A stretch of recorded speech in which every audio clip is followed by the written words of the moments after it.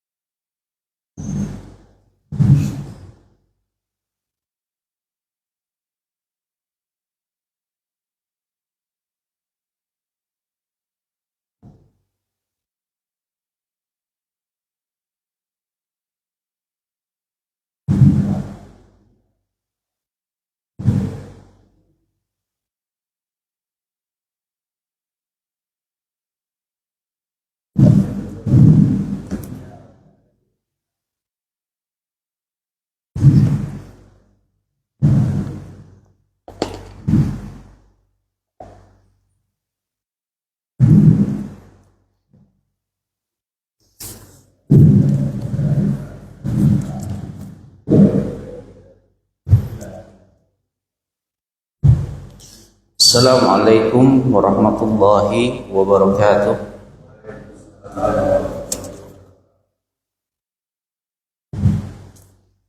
Alhamdulillahi rabbil alamin.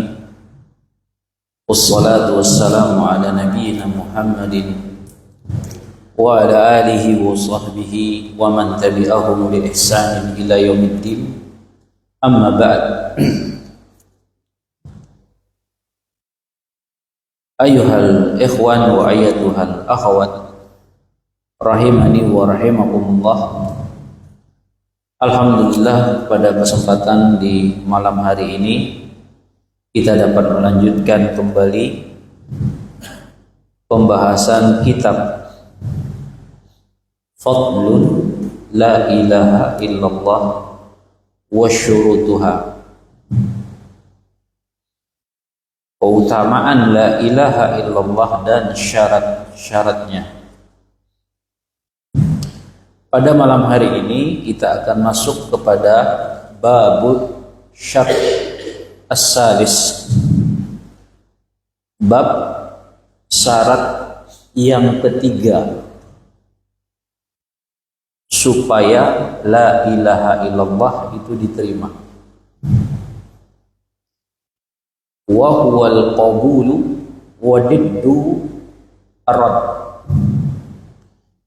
yaitu menerima. Menerima lawannya adalah menolak. Berarti syarat la ilaha illallah yang ketiga adalah al-qabul, harus menerima. Penulis kitab di sini menyebutkan dalil-dalil dari Al-Quran dan beberapa perkataan ulama tentang syarat la ilaha illallah yang ketiga ini adalah qabul, di mana penulis kitab ini mendatangkan firman Allah yang pertama, surah Al-Hasyr ayat ke-7, di mana Allah Subhanahu wa taala berfirman, "Wa ma ataakumur rasulu fakhudhuhu wa ma nahakum anhu fantahu wattaqullaha innallaha syadidul iqab." Allah berfirman, apa saja yang dibawa oleh Rasul maka kita terima. Begitu juga sebaliknya, apa yang dilarang oleh Rasulullah kita tolak. Dan bertakwalah kepada Allah, sesungguhnya Allah Subhanahu wa taala syadidul iqab, siksanya amat sangat keras. Di dalam ayat ini Allah Subhanahu wa taala memerintahkan kepada kita semua untuk menerima apa saja yang dibawa oleh Rasulullah dan apa saja yang dilarang oleh Rasulullah, kita wajib qabul, kita harus menerima. Kenapa? Karena salah satu syarat la ilaha illallah, konsekuensi atau tuntutannya adalah kita harus menerima apa saja yang disampaikan oleh Rasul Sallallahu Alaihi Wasallam dan apa saja yang harus dilarang. Manakala kita menolak, berarti tidak diterima. La ilaha illallah. Ini yang pertama. Adapun ayat yang kedua, yaitu surah Sad ayat 4 sampai dengan 7.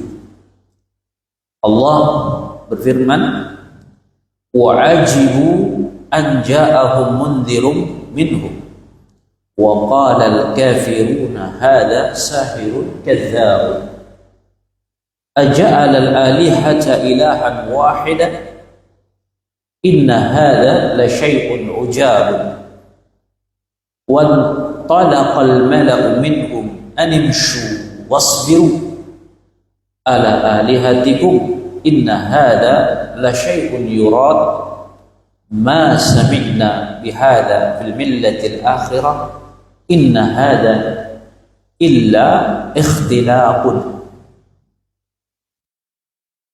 Allah berfirman, wa ajibu an ja'ahum minhum mundhirun minhum.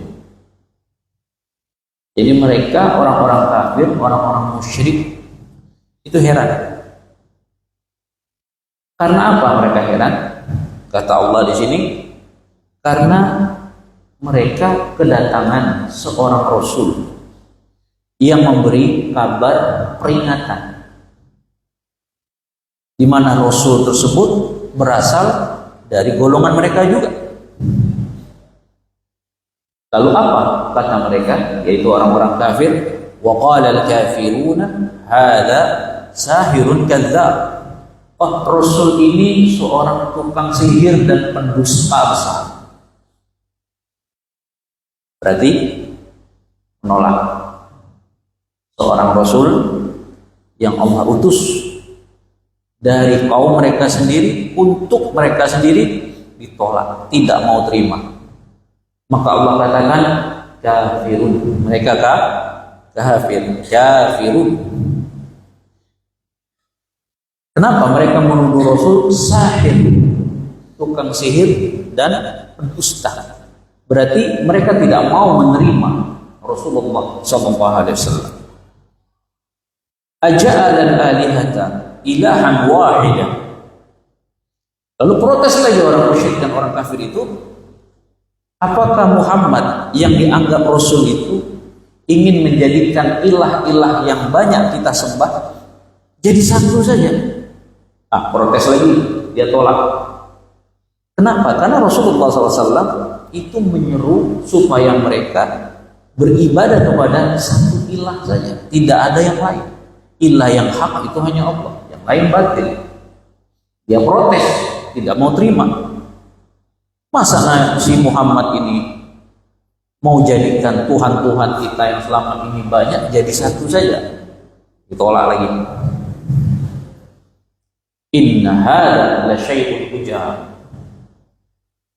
Ini sesuatu yang sangat mengherankan, kata orang kafir tadi. Terus apa kata pemimpin-pemimpin dan pembesar-pembesar orang musyrik? Wan talaqa al-mala'u minhum animshu wasbiru ala alihatikum. Apa kata pembesar-pembesar musyrik? Sudah, ketika para pembesar musyrik kafir yang dia berhadapan dengan Rasul Sallallahu Alaihi Wasallam, dia pergi meninggalkan seruan Rasul Sallallahu Alaihi Wasallam sambil dia tenangkan para pengikutnya. Apa yang diucapkan kepada pengikutnya? Animshu. Udah, kalian pergi kalian. Udah, wasbiru, tetap kalian sabar. Ala alihatikum, di atas Tuhan-Tuhan kalian yang banyak. Udah, tetap saja berjalan di atas ini. Sabar di atas Tuhan-Tuhan yang banyak yang sudah selama ini kalian sembah. Inna hadza la syai'un yurad. Karena sesungguhnya inilah sesuatu yang benar. Inilah sesuatu yang diinginkan. Maksudnya apa? Beribadah kepada Tuhan yang banyak. Udah, kalian sabar aja. Kata pembesar-pembesar musyrik. Terus apa kata mereka? Ma sami'na bihadza fil millatil akhirah inna hadza illa ikhtilafun. Kami ini tidak pernah mendengar agama terakhir ini, yaitu hanya mengesahkan Allah semata sebagaimana yang disampaikan Muhammad itu. Tidak pernah kami mendengar agama terakhir itu begitu doktrinnya. Nah, itu kata mereka ya. Terus apa? Tidak lain seruan Muhammad ini, selain dia tukang dusta, sihir, tukang sihir, apalagi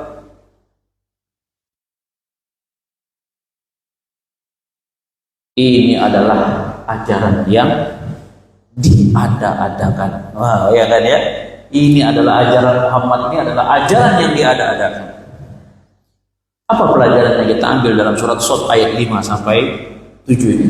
Mereka menolak Rasulullah Sallallahu Alaihi Wasallam sebagai utusan, menolak Rasulullah SAW menyampaikan tauhid. Semuanya yang disampaikan Rasulullah dia tolak. Maka ini dalil bahwa seorang yang sah la ilaha illallah harus menerima semua yang berasal dari Allah, berasal dari Rasulullah, berasal dari agama Islam. Tidak boleh dia tolak, harus dia terima. Artinya ketika seorang sudah mengucapkan la ilaha illallah, semua syariat Islam harus dia terima. Boleh dia tolak. Kalau dia tolak, maka gugur la ilaha illallahnya sebagai syarat. Contoh, seorang kalau sudah mengucapkan la ilaha illallah, maka Allah beritakan wajib bayar zakat bagi yang mampu, fardu ain. Ternyata dia tolak, tidak mau bayar zakat, gugur la ilaha illallahnya. Bisa dipahami? Kemudian ayat berikutnya di dalam surat As-Saffat ayat 34 sampai dengan 37, Allah Subhanahu wa taala berfirman,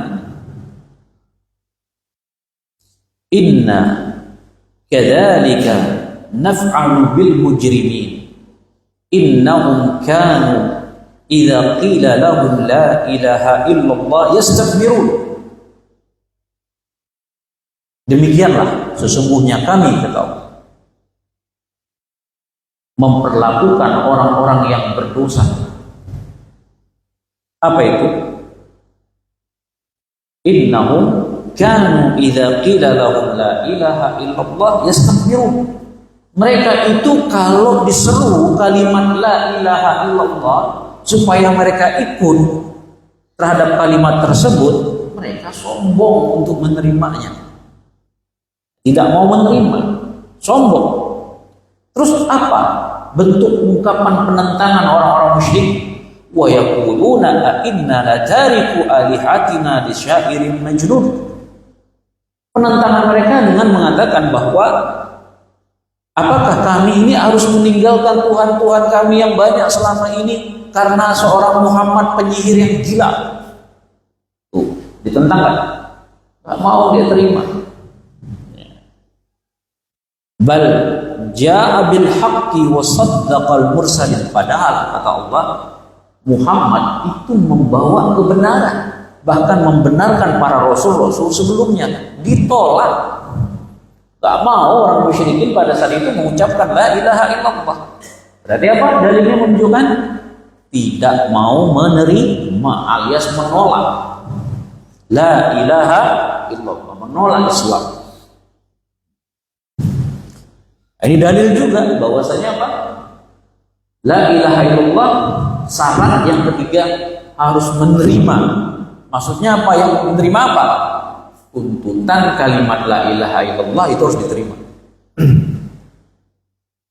Kemudian dalam surah Az-Zukhruf ayat 34 Allah Subhanahu wa taala berfirman, qala awalau ji'tukum bi ahda mimma wajadtum alaihi aba'akum.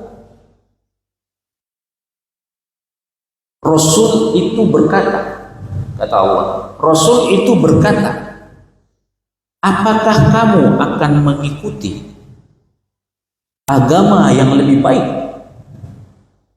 daripada apa yang dibawa oleh nenek moyang kalian? Itu kata Rasul. Jadi Rasulullah mendakwakan orang musyrikin, apakah kamu tetap masih mau mengikuti?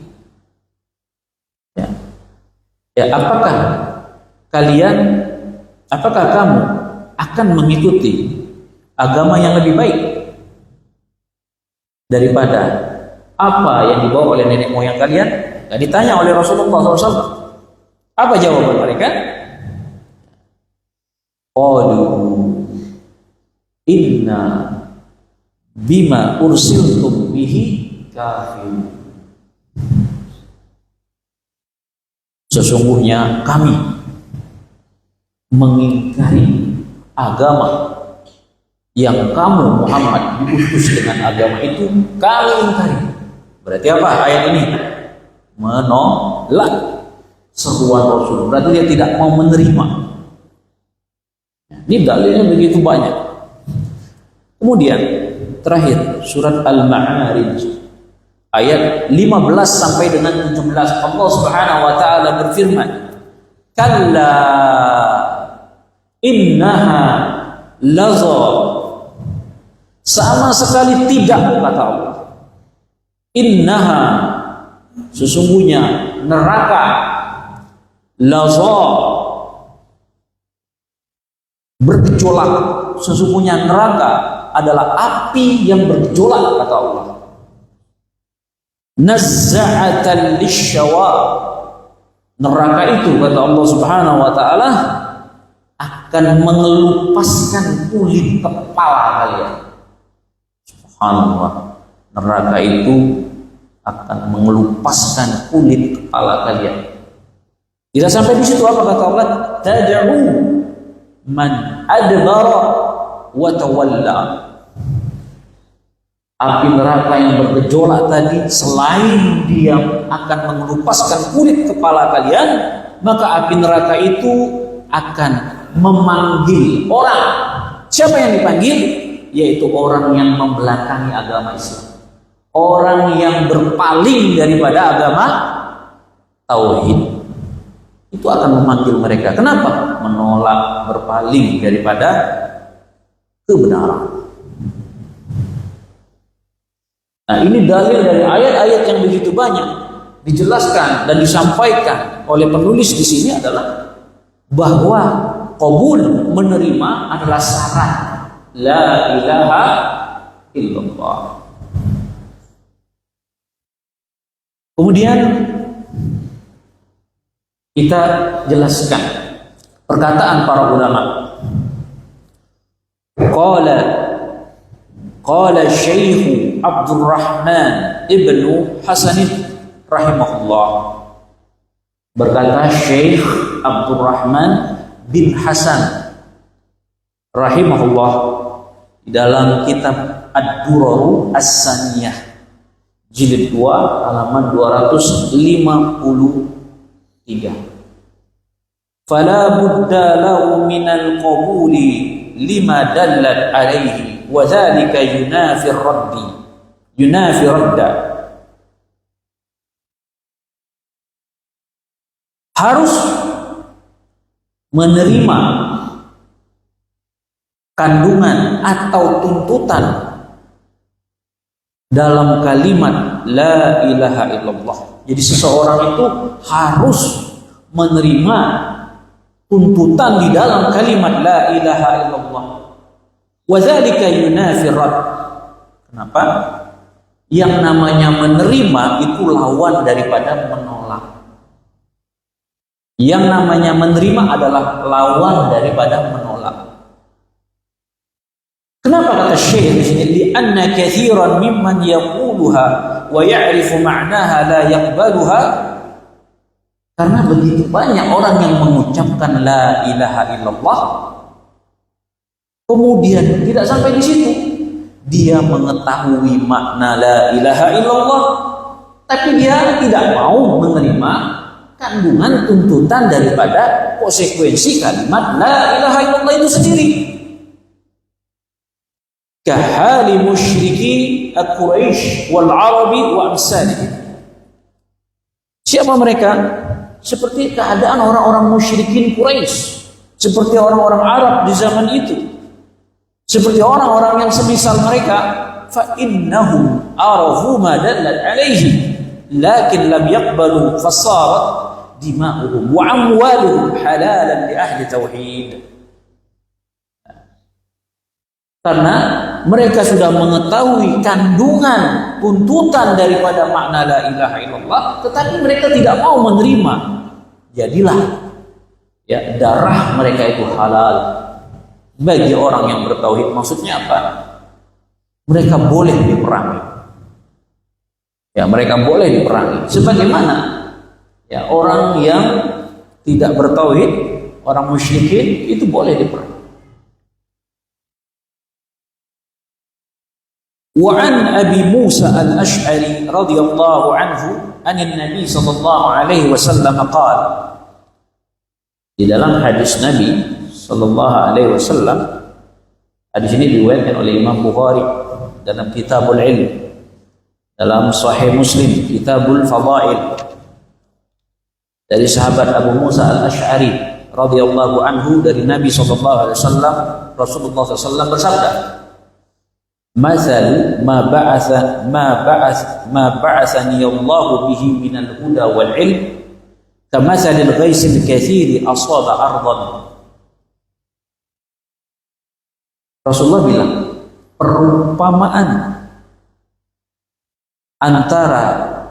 perumpamaan sesuatu yang aku diutus dengan sesuatu itu, yaitu petunjuk dan ilmu, itu seperti hujan lebat yang mengenai daratan, mengenai tanah.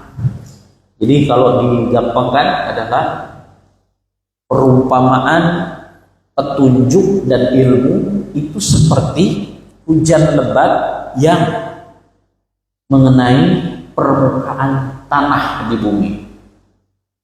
Seperti itu perumpamaannya. Fakana minha naqiyatun qabalatil ma. Ada tanah di bumi itu dia subur, mau menerima air. Fa'anbatat al-kala'a wal ushbal katsira. Dan tanah yang subur ini selain dia mampu menyerap air, dia juga bisa menumbuhkan rerumputan dengan subur beserta dengan tanaman-tanaman yang bermanfaat sangat banyak, itu akan subur. Satu, itu perumpamaannya. Itu. Kemudian yang kedua, wa kanat minha ajadibu amsakatil ma' fanafa'allahu biha an-nas. Kemudian ada permukaan bumi itu tandus, tandus, gersang, kering. Tetapi permukaan bumi ini bisa menahan air, seperti sungai, seperti waduk, seperti laut. Itu juga permukaan bumi, tapi dia bisa menahan air. Dan dengan hal tersebut Allah memberi manfaat kepada manusia, kata Rasulullah. Fasharibu wasaqau wazara'u. Akhirnya manusia bisa minum dari air tersebut. bisa memberi minum hewan-hewan ternak mereka. Mereka bisa bercocok tanam dengan menggunakan air tersebut. Itu jenis yang kedua.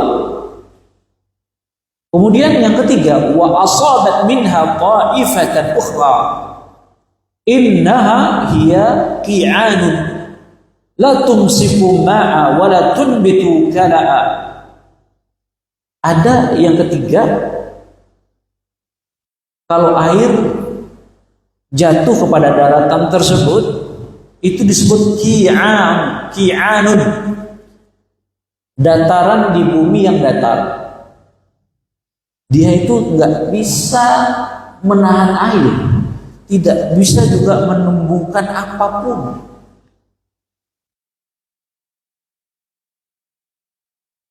Ini yang ketiga. Fadzalika mislu man faqiha fid dinillah wa nafa'ahu ma ba'athani Allahu bihi fa'alima wa 'allama wa mislu man lam yarfa' bidzalika ra'san. Inilah perumpamaan seperti orang yang paham agama, di mana petunjuk dan ilmu akan bermanfaat baginya. Maksudnya, jenis tanah yang pertama subur, dapat menerima air, menumbuhkan tanaman dan rerumputan. Jenis tanah yang kedua kering, tapi dia bisa menahan air, bermanfaat bagi manusia untuk bercocok tanam, minum, memberi minum hewannya. Ini sebuah ibarat orang yang paham agama. Dia bisa menerima petunjuk Allah. Dia bisa menerima ilmu dalam Al-Quran dan dalam hadis Nabi SAW. Dia mempelajari petunjuk tersebut, mengajarkan petunjuk tersebut. Dialah orang yang bermanfaat, paham terhadap agama, menerima petunjuk, menerima ilmu. Berarti apa? Menerima, intinya menerima itu bagian dari syarat diterima la ilaha illallah. Ini pengkiasan dalilnya banyak. Wa mislu man lam yarfa' bidzalik ra'san. Nah, demikian juga perumpamaan yang kedua seperti orang yang tidak sama sekali memperhatikan petunjuk, tidak memperhatikan ilmu yang datang dari kitab Allah dan sunnah Rasul. Wa lam yaqbal hudallah allazi ursiltu bihi. Itu mereka tidak mau menerima petunjuk dari Allah Subhanahu wa taala, tidak menerima petunjuk yang aku diutus dengan petunjuk tersebut, kata Nabi sallallahu alaihi wasallam. Nah, inilah orang yang apa tadi? Seperti tanah datar, tidak bisa menahan air, menyerap air pun tidak bisa, apalagi menumbuhkan rumput, menumbuhkan berbagai macaman tumbuh-tumbuh yang bermanfaat. Gak bisa. Inilah ibarat orang yang tak punya perhatian terhadap petunjuk Allah, terhadap ilmu, dan dia tidak akan menerima petunjuk tersebut, yang dimana Rasulullah diutus dengan petunjuk itu. Kemudian Ibnu Qayyim al-Jauziyah rahimahullah, beliau menjelaskan di dalam kitabnya yang berjudul Ijtima'ul Juyush Al-Islamiyah ala Ghazbil Mu'attilah wal Jahmiyah di Ibnu Qayyim al-Jauziyah rahimahullah. Jadi Ibnu Qayyim punya kitab yang berjudul Ijtima' al-Juyush Islam, pasukan kaum muslimin untuk memerangi firqah Mu'attilah, memerangi firqah Jahmiyah. Halaman 26 sampai halaman 21, halaman 26 sampai 31, apa kata beliau? Qala Ibnu Qayyim rahimahullah, qala syekhuna an-nasu fil huda alladhi ba'atha Allah ta'ala bihi rasulahu sallallahu alaihi wasallam arba'ata aqsam. Berkata Ibnu Qayyim al-Jauziyah rahimahullah, berkata guru kami Syekhul Islam Ibnu Taimiyah, manusia dalam petunjuk itu ada 4 golongan. Apa kata Ibnu Qayyim? Dia nukil dari gurunya Syekhul Islam Ibnu Taimiyah, manusia terhadap petunjuk Allah itu ada 4 golongan. Al-qismul awwalu qabaluhu zahiran wa batinan wa hum naw'ani. Yang pertama, golongan pertama, mereka menerima petunjuk Allah lahir batin. Ini ada 2 jenis golongan. Yang pertama, ahaduhuma ahlul fiqh fihi wal fahmi wat ta'lim wa hum al-a'immatu alladhina aqalu anillah ta'ala kitabahu. Mereka yang pertama adalah ahli fikih, orang yang benar-benar paham terhadap syariat, orang-orang yang memiliki kedalaman pemahaman, orang-orang yang mengajarkan ilmu syariat kepada orang lain. Wahum al-a'immah, mereka adalah para imam. Alladzi aqalu 'anillah ta'ala kitabahu wa fahimu muradahu wa ballaghuhu ila al-ummati wastanbatu asrarahu wa kanuzahu. Nah, para imam ini adalah orang-orang yang memahami petunjuk yaitu Al-Quran dan Sunnah Rasul. Mereka memahami maksud-maksud petunjuk, mereka menyampaikan petunjuk tersebut kepada umat, dan mereka adalah orang-orang yaitu imam ini menggali rahasia-rahasia petunjuk, kemudian pembendaharaan petunjuk-petunjuk dalam Al-Quran mereka gali, mereka tetapkan hukumnya sehingga umat menjadi bermanfaat. Ini haram, ini halal, ini tauhid, ini syirik.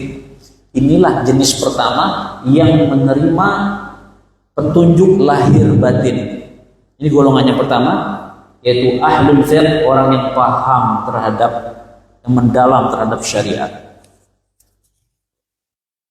Fahaula'u, nah, mereka ini seperti kamathalil ardhi thayyibah allati qabalat al-ma' fa'anbatat al-kala'a wal-'ushb al-kathira fara'an nasu fihi wara'at an'amuhum wa akhadhu min dhalika al-kala'i al-ghidha'i wal-qut wad-dawa' wasa'ira ma yahsuluhu lahum. Nah, para imam inilah seperti perbandingan tanah yang subur, yang baik, yang dia menerima air, menyerap air, menumbuhkan rumput, tumbuhan yang baik, yang begitu banyak, sehingga para pengembala mengembalakan ternakannya di padang rumput tersebut, dan hewan-hewan ternak merumput di padang rumput tersebut. Kemudian manusia mengambil manfaat dari tumbuhan-tumbuhan yang tumbuh dari tanah yang subur tersebut menjadi asupan gizi mereka, apakah itu tumbuhan dari buah-buahan dan seterusnya, menjadi bekal mereka dalam perjalanan, dijadikan obat, tumbuh-tumbuhan obat dan seterusnya, dan seluruhnya yang bermanfaat bagi mereka. Inilah golongan yang pertama, seperti perumpamaan tadi, yaitu para ulama, para imam. An-naw' ats-tsani, yang kedua, hafidhuhu wa qabatuhu wa ballaghu alfazahu ila al-ummati fahafidhu alaihim an-nususa wa laysa min ahli al-istinbat wa at-tafaqquh fi murad syari'. Nah, jenis yang kedua adalah jenis yang kedua dari golongan yang pertama, mereka menghafalkan petunjuk, menghafal Quran, menghafal hadis, dan mereka menjaga ilmu dengan tulisan, karangan. Wa ballaghu alfazahu ila al-ummah, dan mereka adalah orang-orang yang menyampaikan lafaz-lafaz ilmu, lafaz-lafaz petunjuk kepada umat. Dan mereka menjaga nas-nas petunjuk untuk umat. Meskipun walaysa min ahli istinbat wa tafaqquh, walaupun mereka bukan orang yang ahli dalam menggali hukum-hukum dalam syariat, walaupun mereka bukan orang yang begitu mendalam terhadap maksud-maksud syariat, ya, tapi mereka disebut fahum ahlu hifzi wa dhabt wa ada'il lima sami'u. Tetapi mereka adalah orang yang menjaga, mencatat dan menyampaikan apa yang mereka dengar berupa petunjuk-petunjuk seperti penghafal Quran, penghafal hadis-hadis Nabi, menghafal matan-matan akidah, matan-matan hadis, matan-matan fikih. Lalu dia jaga, dia catat, dia sampaikan ke orang dan seterusnya. Apa kata Ibnu Qayyim ketika menyampaikan apa yang disampaikan oleh gurunya? Fal awwaluna ahlu fahmin wa fiqhin wa istinbatin wa itharatin lidafaihi wa kanuzihi. Nah, jenis golongan yang pertama adalah mereka ahli istinbat, orang yang paham terhadap syariat secara mendalam. Mereka adalah orang yang mampu menggali sebuah hukum dalam syariat. Mereka adalah orang yang bisa mengungkap rahasia dan pembendaharaan petunjuk-petunjuk Al-Quran dan Sunnah. Inilah golongan yang pertama tadi. Adapun jenis yang kedua tadi hanya penghafal, pencatat, penjaga. Ini bimanzilatil ardi allati amsakatil ma'a linnas. Fawaraduhu wa syaribu minhu wa saqaw minhu an'amahum wa zara'u bihi. Mereka ini seperti tanah yang mampu menahan air, di mana air itu bisa bermanfaat untuk diminum oleh orang lain, diminum oleh ternak-ternak mereka, digunakan untuk bercocok tanam oleh mereka. Dan akhirnya manusia, mereka datang ke sana dan mereka banyak memanfaatkan. Inilah golongan pertama, jenis kedua dan jenis pertama dan jenis ketiga. Ingat, golongan pertama apa? Terhadap petunjuk, mereka menerima petunjuk lahir batin. Mereka menerima petunjuk lahir batin. Ada dua jenis. Jenis pertama adalah para ulama, mereka yang faham sekali terhadap syariat. Yang kedua adalah jenis kedua, mereka yang menjaga, menghafal, mencatat syariat. Yaitu walaupun mereka bukan ahli istinbat, bukan ahli fikih. Nah, itu permisalan-permisalannya. Tapi karena ini sudah bunyi waktunya azan sholat isya, insyaallah kita akan sambung ba'da isya ya. Sambung? Apa? Oh, ba'da subuh. Disuruh ba'da subuh. Baik, ba'da subuh kita lanjut. Subhanallah wa bihamdika asyhadu an la ilaha illa anta astaghfiruka wa atubu ilaik. Assalamualaikum warahmatullahi wabarakatuh.